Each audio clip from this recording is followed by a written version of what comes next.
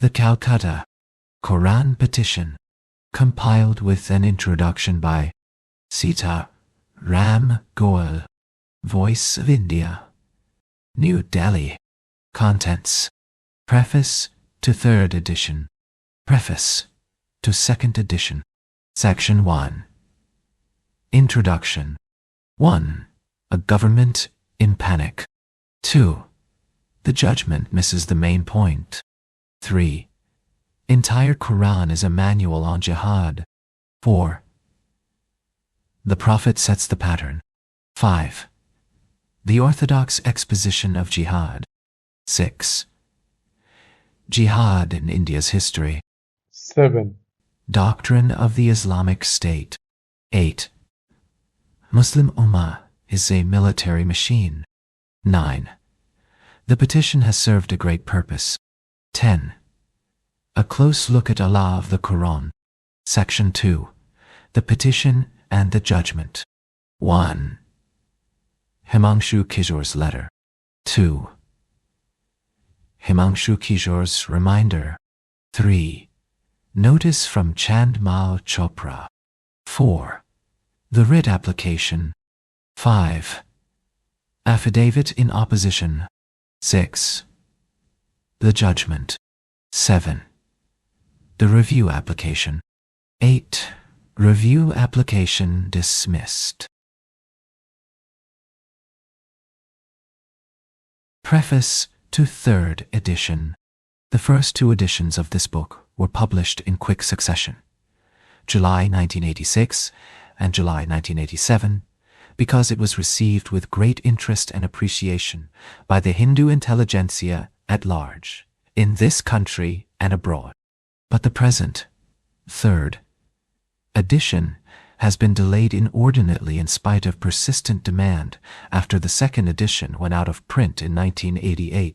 A reprint of the 2nd edition was not brought out because I wanted to include in a new edition the copious materials which I had collected in the meanwhile from orthodox collections of hadiths and which I thought worth presenting to the readers. But that was not to be. I had finished reading the 6 authentic hadith collections: Bukhari, Muslim, Tirmidhi, Ibn Majah, Ibn Daud, Nasai, which an Orthodox Muslim organization had published in several volumes each, with Arabic text and Urdu translation. I had marked in the margins of several thousand pages the relevant references pertaining to the 5 pillars of Islam, the character of the Muslim Ummah, and the doctrine of jihad. I had noted many stories which provide the context in which particular surahs and ayats of the Quran were revealed. They made it more than clear as to how Allah of the Quran had functioned as a mouthpiece of the Prophet and even some of his companions. But as I started sorting out the references and putting them together under particular themes, I suffered a prolonged spell of illness, which persists even as I write these lines. So I wait and hope that I will be able to resume the work at some future date. Some of the material included in the present edition had gone into the computer in the winter of 1990-91, but a lot of new material has been added during 1999. As this edition stands now, I think the reader will find it better arranged and more informative. The book is still divided into 2 sections. The 2nd section stands as it did in the earlier editions, except that it has been renamed as the Petition and the Judgment instead of court documents. The first section, however, has not only been renamed as Introduction instead of Prefaces, but also carries new insertions, reflections, and formulations, which have added as many as 50 more pages to it. Many new footnotes have been added, and several new publications cited as the bibliography at the end goes to show. The 2nd preface to the 2nd edition has been retained intact, except that now it stands renamed as Preface to 2nd edition. But sections of the first preface to the 2nd edition have been rearranged as chapters, most of which have been revised, enlarged, and renamed. Chapter 4. The Prophet Sets the Pattern is entirely new. It is a summary of the first orthodox biography of the Prophet and provides a background to the chapters that follow. Chapter 5. The Orthodox exposition of jihad has been enlarged with extensive passages from Tuhfatul Mujahideen, a 16th century CE treatise on jihad composed at Bijapur and carrying many citations from orthodox collections of hadiths. In a way, this part of the chapter fulfills to a certain extent my plan to present hadith materials vis-a-vis jihad. Chapter 6. Jihad in India's history now includes jihads waged by Sher Shah Suri, Akbar the Great Mughal, and Ahmad Shah Abdali. Many myths have been floated about the secularism 7 of Sher Shah and Akbar by Muslim and Abir. Stalinist historians in recent times, Pandit Jawaharlal Nehru, the architect of India's secularism 7, has gone to the extent of hailing Akbar as the father of Indian nationalism, who deliberately placed the ideal of a common Indian nationhood above the claims of separatist religion. One hope the readers will draw their own conclusions. 2. This book is going to the press while the jihad in Kargil is raging and the end is not yet in sight. The Hindu intelligentsia in India in general, and the present-day Hindu leadership in particular, has yet to show any sign that they have learnt any lesson from what is essentially a renewed contest between Islamic imperialism and Indian nationalism. On the other hand, a realization seems to be dawning in the West, particularly the USA, that Pakistan has become the foremost citadel of what they, the West, prefer to describe as Islamic fundamentalism and terrorism. I wish to point out that Pakistan has not invented the Islam it is practicing. It has always been there in India, which is now known as Indo-Pak subcontinent or South Asia, but which is the same as the Bharatvarsh of Hori history, since the 8th century CE. Let it be realized by everybody concerned that India has always been and remains the citadel of the most bigoted and bloodthirsty zealotry of free Islam. The historical reasons for why it is so are many. I do not have the time to detail them here. The main reason may be told. Islam in India has been what it has been because India has continued to stare at Islam as its greatest failure. Islam in India has never been able to relax, as it could do in countries which it converted completely, and it will not relax till Hindus learn to knock out its ideological fangs, which are rooted in the Quran. New Delhi, Sitaram Goel, 10 July 1999. Footnotes. 1. Glimpses of World History, 4th Impression, UP, 1982, pH. 306. I have examined the myth of Akbar in the story of Islamic imperialism in India. 2nd Revised Edition, Voice of India, New Delhi, 1994, pp. 99, 103. Preface to 2nd edition. Soon after the first edition of this book was published in July 1986, a significant judgment on some ayats of the Quran was pronounced by G. S. Lohat, Metropolitan Magistrate of Delhi. As most of these ayats and others of a similar sort figure in the Calcutta Petition of Chandmal Chopra, we thought it relevant to reproduce the impound poster in which the ayats were cited. Operative portion of the judgment is also being reproduced in order to give a glimpse of the arguments for and against. The poster had been published on behalf of the Hindu Rakshadal, Delhi, by its president, Indra Sen Sharma, and secretary, Rajkumar Arya. Both of them had been arrested under sections 153A and 295EA of the Indian Penal Code. These are the same sections as were invoked by Chandmal Chopra in his petition for prohibiting publication of the Quran. The publishers of the poster had cited 24 ayats of the Quran under the caption, "Why Riots Take Place in the Country." They had added the comment that these ayats command the believers, Muslims, to fight against followers of other faiths, and that, so long as these ayats are not removed from the Quran, riots in the country cannot be prevented. The case acquired considerable weight when it came before the court, because Indra Sen Sharma happened to be vice president of the All India Hindu Mahasabha at that time. The prosecution seemed to be convinced that it had caught a big fish, but the magistrate thought otherwise. He found that the prosecution had failed to provide sufficient grounds such as could enable him to frame charges. He discharged both the accused with the observation that with due regard to the holy book of Quran Majid, a close perusal of the eights shows that the same are harmful and teach hatred and are likely to create differences between Mohammedans on one hand and the remaining communities on the other. The poster was printed in Hindi. The ayats it cited were taken verbatim from an authentic edition of the Quran published by an Orthodox Muslim organization, Maktaba Aliul Hasnat of Rampur, Uttar Pradesh. The edition provides the Arabic text of the Quran together with Hindi and English translations in parallel columns. We are reproducing the English translation of the ayats. 2. The poster. Some ayats of the Quran Majid command the believers, Muslims, to fight against followers of other faiths. 1. Then when the sacred months have passed, slay the idolaters wherever ye find them, and take them captive, and besiege them and prepare for them each ambush. But if they repent and establish worship, and pay the poor due, then leave their way.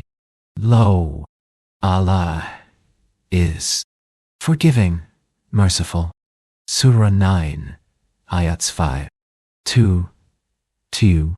Ye who believe, the idolaters only are unclean. 9-8. 3. In truth, the disbelievers are an open enemy to you. 4.1. 4. Ye who believe, fight those of the disbelievers who are near to you, and let them find harshness in you. 9.23. 5. Lo, those who disbelieve our revelations, we shall expose them to the fire. As often as their skins are consumed, we shall exchange them for fresh skins that they may taste the torment. Lo, Allah is ever mighty wise. 4.56. 6. Ye who believe, choose not your father nor your brethren for friends if they take pleasure in disbelief rather than faith. Whoso of you taketh them for friends, such are wrongdoers. 9.23. 7. Allah guideth not a disbelieving folk. 9.37. 8. Ye who believe, choose not for friends people of the book and of the disbelievers, but keep your duty to Allah if ye are true believers. 5.57. 9. Accursed, they will be seized wherever found and slain with a fierce slaughter. 3.61. Lo, ye idolaters, and that which ye worship beside Allah are fuel of hell. Thereunto ye will come. 21.98. 11. And who doth greater wrong than he who is reminded of the revelations of his Lord, then turneth from them? Lo, we shall requite the guilty. 32.22. 12. Allah promiseth you much booty that ye will capture. 48.2. 13. Now enjoy what ye have won as lawful and good. 8.69. 14. Prophet, strive against the disbelievers and the hypocrites, and be stem with them. Hell will be their home, a hapless journey's end. 66.9. 15. But verily, we shall cause those who disbelieve to taste an awful doom, and verily we shall requite them the worst of what they used to do. 41.27. 16. That is the reward of Allah's enemies, the fire. Therein is their immortal home, payment for as much as they denied our revelations. 41-88. 17. Lo, Allah bought from the believers their lives and their wealth, because the garden will be theirs. They shall fight in the way of Allah, and shall slay and be slain. 9.111. 18. Allah promiseth hypocrites, both men and women, and the disbelievers fire of hell for their abode. It will suffice them. Allah curseth them, and theirs is lasting torment. 9.58. 19. Prophet, exhort the believers to fight. If there be of you 20 steadfast, they shall overcome 200. And if there be of you 100 steadfast, they shall overcome 1,000 of those who disbelieve, because they, the disbelievers, are a folk without intelligence. 8.65. 20. Ye who believe, take not the Jews and Christians for friends. They are friends one to another. He among you who taketh them for friends is one of them. Lo, Allah guideth not wrong-doing folk. 5.51. 21. Fight against such of those who have been given the scripture as believe not in Allah nor the last day, and forbid not that which Allah bath forbidden by his messenger, and follow not the religion of truth, until they pay the tribute readily, being brought low. 9.29. 22. Therefore we have stirred up enmity and hatred among them till the day of resurrection, when Allah will inform them of their handiwork. 5.40. 23. They long that ye should disbelieve, even as they disbelieve that ye may be upon a level with them. So choose not friends from them till they forsake their homes in the way of Allah. If they turn back to enmity, then take them and kill them wherever ye find them, and choose not friend nor helper from among them. 4.89. 24. Fight them. Allah will chastise them at your hands, and he will lay them low and give you victory over them, and he will heal the breasts of folk who are believers. 9.1. Fort. There are numerous other ayats of the same sort. Here we have cited only 24 ayats. Obviously, these ayats carry commandments which promote enmity, ill will, hatred, deception, fraud, strife, robbery, and murder. That is why riots take place between Muslims and non-Muslims, in this country as well as the rest of the world. In the above mentioned 24 ayats of the Quran Majid, Muslims are commanded to fight against followers of other faiths, so long as these ayats are not removed from the Quran. Riots in the country cannot be prevented. Defects in English translation. On comparing the Hindi and English translations of the mole ayats under reference, we find that at places the English rendering does not follow the Hindi version very faithfully. We think it worthwhile to point out where the English translation has failed to convey the full meaning, in keeping with the Arabic text and the spirit of Islamic theology initiated by the Prophet and elaborated by Orthodox schools in subsequent centuries. For instance, the Hindi translation of Ayat 8.69, cited under No. 13 of the poster uses the words Ganamat ka mat dot. This is in keeping with the original Arabic term, but the English rendering, what you have won, is a very weak version of what is sought to be conveyed. A closer rendering would be war booty or plunder acquired through war. In the Quran, Allah promises plenty of plunder to the believers, again and again. The Prophet also claimed that one of the 6 points of his superiority over earlier prophets was that, while plunder was not lawful for them, Allah had made it so for him. He also laid down the rule according to which 1/5 of the plunder belonged to Allah and His Prophet, while the remaining 4/5 was to be divided among those who took part in the war which brought the plunder. This sacred 1/5 came to be known as khams, which became in later times one of the 4 main sources of revenue for the Islamic State, the other 3 being kharaj, land revenue from the conquered peasantry, jizya, poll tax from the people of the book, and others who were accepted as zimmis, and zakat, charity from the faithful. Similarly, the English word strive in ayat 66.9 at Nabado ayat 14 of the poster is too innocuous to convey the ringing militancy of jihad karo, which is used in the Hindi translation.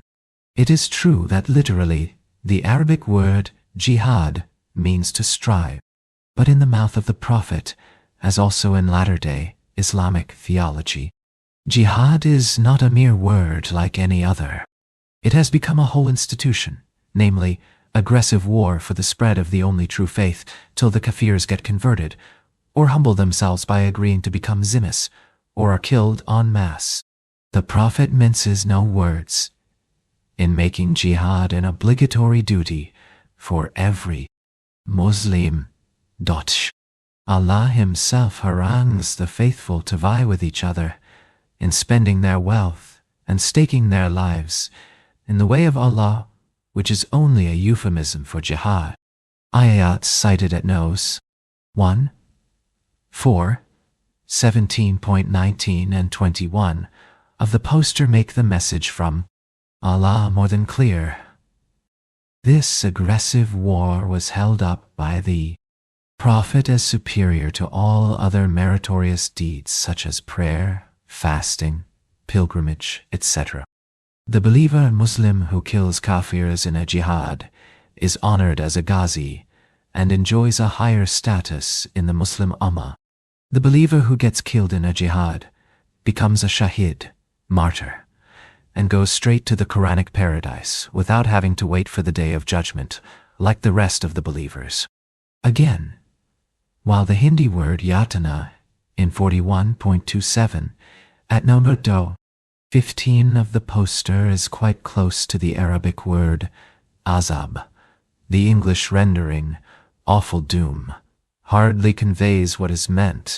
The word doom carries a sense of finality, however awful.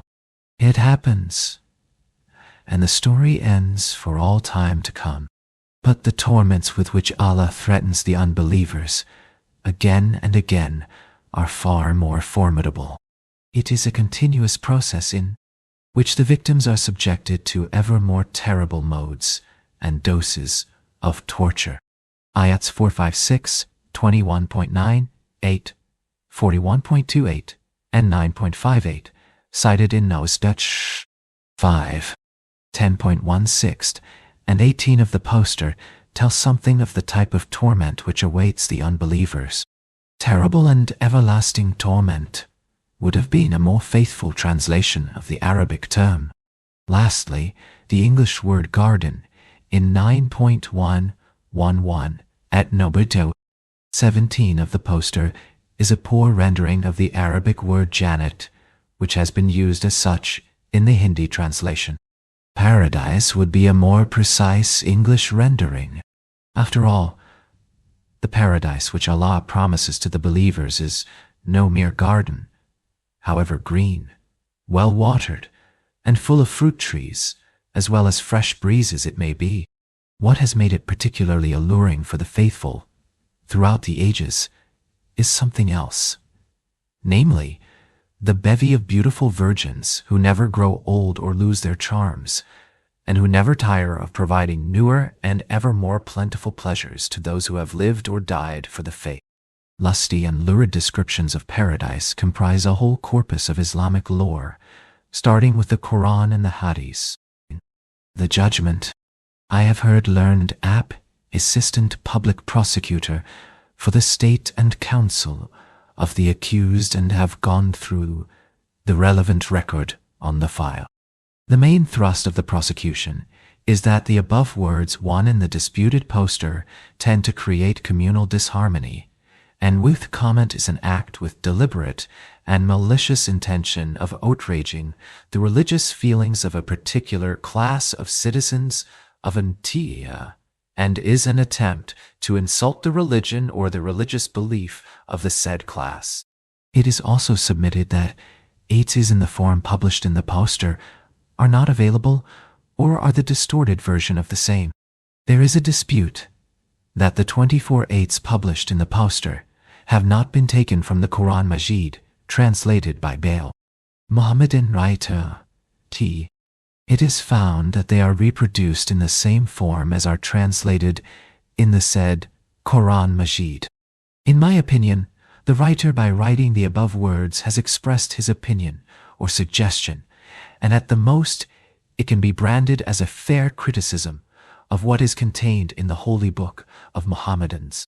By no stretch of imagination, the opinion expressed by the writer that unless these aids are removed from holy book of Quran Majid, there will be no hope of stopping the communal disturbances in different parts of India, can be said to promote and attempt to promote feeling of enmity or hatred between different classes of citizens of India.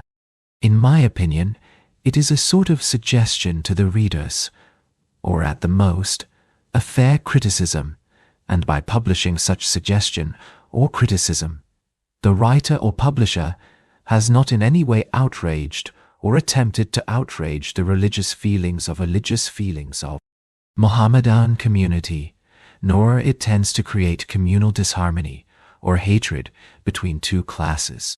With due regard to the holy hook of Quran Majid, close perusal of the aids shows that the same are harmful and teach hatred and are likely to create differences between Mohammedans on one hand and the remaining communities on the other. I have personally compared the disputed aids with Quran Majid translated in Hindi with notes by one Had Farooq Khan, and have found that most of the aids have been reproduced in the poster in its original form as is available in the Quran Majid. The close reading of all the aids published in the poster and read from the book do not in any way give different meanings, nor suggest anything that the same were published with malicious intention. Therefore, I do not agree with the contention of the learned that 8 Nos 2, 5, 9, 11 to 19 and 22 are either not available in Quran Majid, or they are distorted version of the said 8. In view of the above discussion, I am therefore of the view that there is no prima facie case against the accused, as offenses alleged against the accused do not fall prima facie within the four corners of sections 153a to 295a, and hence both of the accused are discharged. Dated 31 St. July 1986. SD Z S Low Hot. The portions of the judgment we have left out relate to technicalities such as case law on the subject or the correctness of certain terms used in the Hindi translation for conveying the spirit of the original in Arabic. We thought that while they are not likely to be of much interest to the lay reader, they mar the smooth flow of the magistrate's observations. Moreover, the magistrate has summed up in his judgment a substance of arguments advanced by the prosecution. 2. Banning of books is counterproductive. When we published for the first time, 1986, the documents relating to the Calcutta Quran petition, we should have made it absolutely clear that we do not stand for a ban on the publication of the Quran. We take this opportunity to state unambiguously that we regard banning of books, religious or otherwise, as counterproductive. In the case of the Quran, we believe and advocate that more and more non-Muslims should read it so that they know firsthand the quality of its teachings. Our only intention in publishing the court documents of the Calcutta Quran petition and providing a long preface to it was to promote a public discussion of Islam as a religion, partai wu. Peculiarly its claim that every bit of the Quran and the Hadith has a divine source. This claim is used at present to prevent a close examination of what the book contains and what message Islam has for mankind at large. While all other religions have been subjected to such an examination, Islam has so far managed to remain a closed book. Our plea in the preface to the first edition was that if such commandments as we find in the Quran emanate from what is proclaimed as a divine source, then the character of that source should also invite questions. Our rational faculties and moral sensibilities should not stop functioning the moment Allah's name is mentioned. The character of Allah, as revealed in the Quran, also invites a close examination. March 20.987. Sitaram Goel. Footnotes. One reference is to comments in the poster regarding the consequences of the Quran's teachings. 2. For full text of the case, see Freedom of Expression, Secular, Theocracy versus Liberal Democracy, Voice of India, New Delhi, 1998, ppy 19.